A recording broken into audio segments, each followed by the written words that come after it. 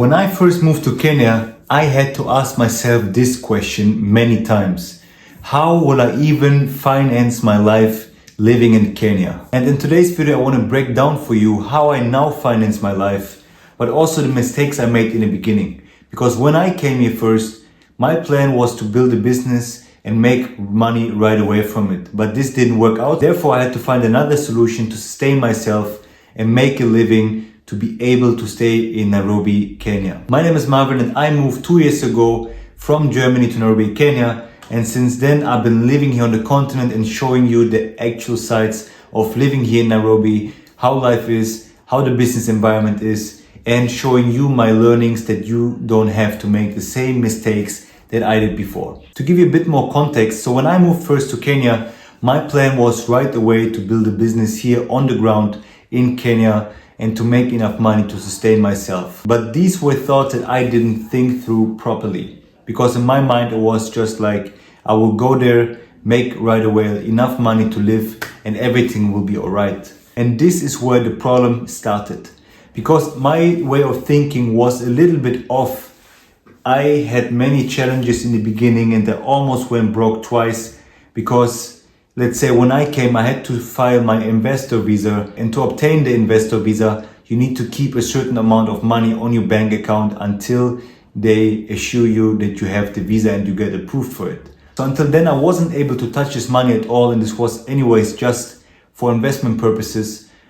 Therefore, my plan was not to touch it at all. So I had to live with the small amount of money that I brought with me, and I think in this time it was approximately like $1,500 or something like this, that I needed to make it work with this money until I figured out a way to make more money to sustain myself and to live properly in Nairobi until everything took off and like worked properly. And as you can imagine, to move to a new country, you need a little bit more than $1,500. Therefore, I was right from the get-go, I was a bit struggling and I had to focus on how will I make a living and how can I make some money, maybe online or in a different way, until I can properly start the business and until I get all my documents ready. And luckily for me, the skills I had when I came to Kenya were mainly in e-commerce and marketing, so mainly things that are based online, but I had never worked with any purely remote businesses, or like I had never worked fully on my own terms as a freelancer or like just creating an income online. So this was a struggle for me. Even if I knew I had the skills to make a living purely online, I didn't know how at this point. I heard from a couple of things. Maybe you could use Upwork, you could use Fiverr. These are just freelance platforms where you can make some money and where companies are handing out jobs for only remote workers. Even if I knew that these things existed, I never used them, and this made it tough for me because I also had to start there from scratch. This was not easy in the beginning. And another challenge I faced, next to the challenge of like not knowing how to create a proper online income, was that I underestimated the cost of living in the first place. Because when you come to Nairobi for the very first time, you don't know how the prices work, you don't know where to get your stuff, you don't know where to rent apartments that fit into your budget. You will make mistakes, and I made mistakes. So the first apartment I moved in was quite expensive because I had to move into a furnished apartment because I also didn't have that much money to furnish an apartment at this point of time.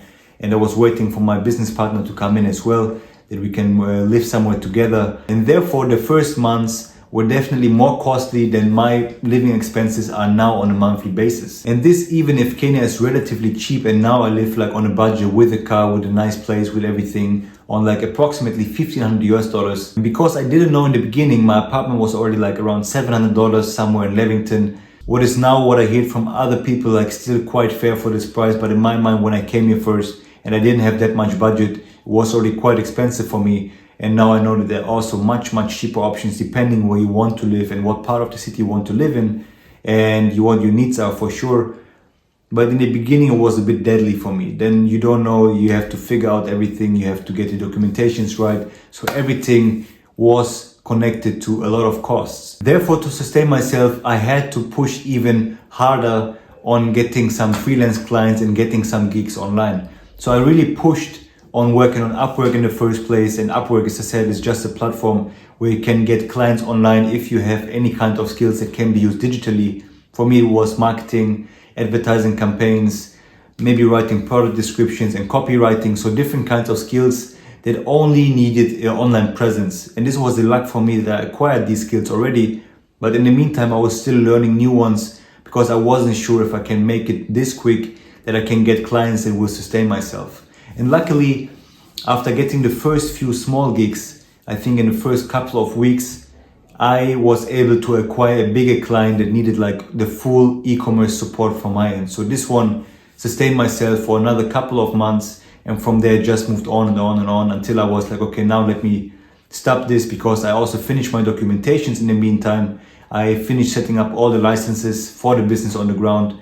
And so then I stopped and focused again on just trying to do stuff on the ground. And the first thing I tried was just selling something online on a platform that's called Jumia. And this is something similar to selling on Amazon, for instance, just in a smaller scale. And I didn't know enough about the product research at this point of time. So I also made the mistake, and I couldn't make a big profit or like any profit from this one too, that I also run again after a couple of weeks and months again into the challenge of, okay, let me get a couple of more freelance clients again. I need to sustain myself, at least that I can have a free mind and focus on what I will do actually on the ground.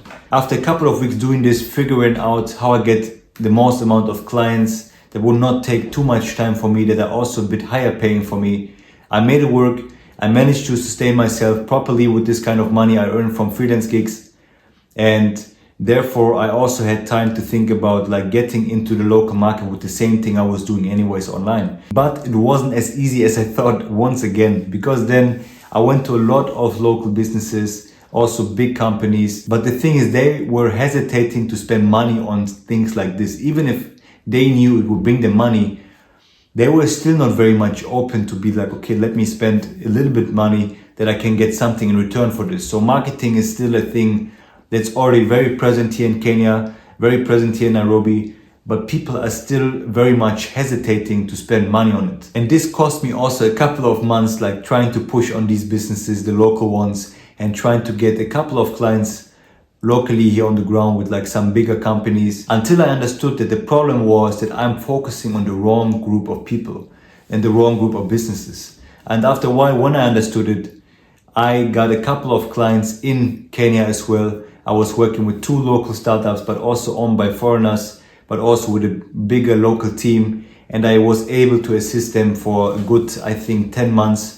And from there on, everything started rolling much more because I was working with them a lot. I understood the market much better. It gave me a lot of time while still supporting my other clients on the other hand. And what I've learned from this, to sustain yourself here in Kenya, or like if you're coming here to do business, don't expect everything to run perfectly smooth from the first day you're coming here. And it will be much easier for you if you can create an income, or already have an income that is coming mainly from an online source, so that you can still do your work properly, you can still sustain yourself without having the headache. And because getting a job here on the ground is difficult, because the salaries are much lower than what we are used to from Western countries. And to set up a business and get the business going locally is also not that easy, that you will not profit immediately from everything you do here on the ground. So my recommendation really is, if you're coming here to Kenya, if you want to live here as a nomad, or if you want to start something here on the ground, or just want to spend more time here in Kenya, the best thing for you to also be on the safer side is just try to make a bit of income online, at least the minimum that needs, and this at least the minimum that you need to sustain yourself, that you don't have any struggles the way I did. As I said, I went broke almost 2 times because of the problem I had before, and I didn't know how to make enough money online at the first place, until I actually figured out how I can make it work, until I figured out how I can make platforms like Upwork use, until I could say that I don't need them anymore, and I had already like enough clients outside with the marketing business I do that will sustain me on the longer run as well, that give me the freedom, that give me the peace and flexibility that I need now to see what I can do on the ground, and give me the freedom to travel a bit more freely without having a lot of headache. And if you can make this work, then I think Kenya is a very, very beautiful place for you to live in, because it's a country with the most welcoming people I've met in my life so far. It's a country full of beautiful nature. It's a country full of culture. The cost of living is quite cheap compared to many other countries in the world. And you get also very high standard for the cheap lifestyle you can live here. So I think from a perspective of a person who comes from the West, it can be a great place if you can make some money online and can still reside and like have your base in Kenya, and from there on you can figure different things out. So I hope this video helps, especially you guys that are planning to move to Kenya but are not sure how, and are not sure how to make a living over here. It makes more sense for you to figure out how to make an income online first, at least from my own personal perspective, before you just come and depend fully on building a business here, or like think that you can get a job here, because this will not be as easy as creating an online income. I hope my personal experience helps you that you can avoid making these mistakes for yourself, and watch some of the other videos I placed right here about my journey of moving, about the mistakes I made, that you don't have to do any of them. Thank you so much for watching.